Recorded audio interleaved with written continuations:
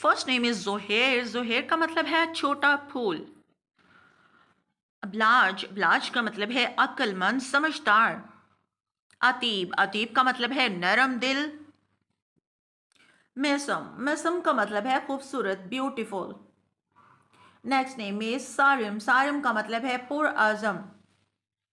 Next نیم از ہادی. ہادی کا مطلب ہے رہنما سیدھی راہ دکھانے والا. ارسن. ارسن کا مطلب ہے جنگجو ویریئر. نہران. نہران کا مطلب ہے ریور دریا. نہان. نہان کا مطلب ہے عقل مند وائس. نیکسٹ نیم از الان. الان کا مطلب ہے پرچم بردار. احمر. احمر کا مطلب ہے سرخ لال رنگ. آہد. آہد کا مطلب ہے اوتھ ٹیکر حلف لینے والا.